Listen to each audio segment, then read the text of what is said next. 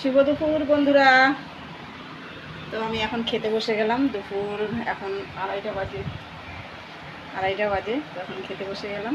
তোমরা কে কে খাবে চলে এসো। আর তোমরা আগের ভিডিও দেখেছো আমি আজকে রাইস তৈরি করেছি। তো চলো রাইসটাই এখন খেতে বসলাম। খুব খিদে পেয়েছে, কারণ সকালে আমি একদমই হালকা টিফিন করি এবং করিই না। আজকে শুধু একটু আম খেয়েছিলাম, আর কিছু খাওয়া হয়নি, তাই খুব খিদে পেয়েছে। চলো খাওয়াটা শুরু করি। আর তোমরা যারা যারা খেতে চাও অবশ্যই চলে আসো। তো এই দেখো আমি এখানে রাইসটা নিয়ে বসে গেলাম। আর এখানে এক পিস মাংস রয়েছে, দু পিস রয়েছে, একটা ছোট একটা বড়। মেয়ে খেয়েছে, ওর বাবাও খেয়েছে, মানে আমার বর্মশাই খেয়েছে। আর এই যে এখানে একটু আলুর দম নিয়ে নিয়েছি। চলো এই দিয়ে আমার আজকে খাওয়া হয়ে যাবে। তো চলো বন্ধুরা বসে গেলাম খেতে। কথা না বাড়িয়ে খাওয়া শুরু করি। সত্যিই খুব খিদে পেয়েছে গো। তেজপাতাও ভরে গেছে। তো আগে আলুর দম দিয়েই খাবো, কারণ আমি নিরামিষ রান্না করেছি। তারপর মাংসটা দিয়ে খাবো। পুরোটাই ঢেলে নি। আর ওর বাবা বলেছে খেয়ে খুব ভালো হয়েছে, টেস্ট হয়েছে। আমার মেয়েও বলেছে খুব ভালো হয়েছে। তো এবার আমি বাকি আছি, আমি একটু খেয়ে দেখি।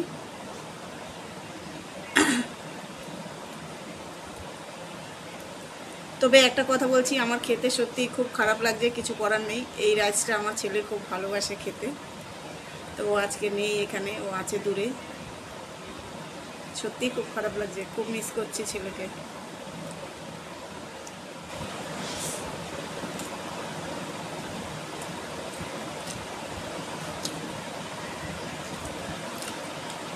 পূজা ভালো হয়েছে? তোর কাছে ভালো লেগেছে খেতে? বাবা বলছে ভালো হয়েছে।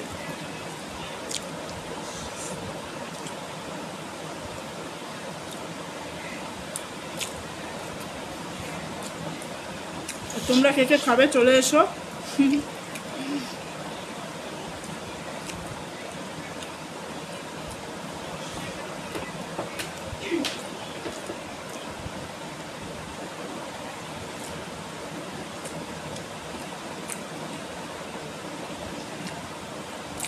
আর বৃষ্টির দিনে এইভাবে শর্টকাটে রান্না করে তোমরা খাবে।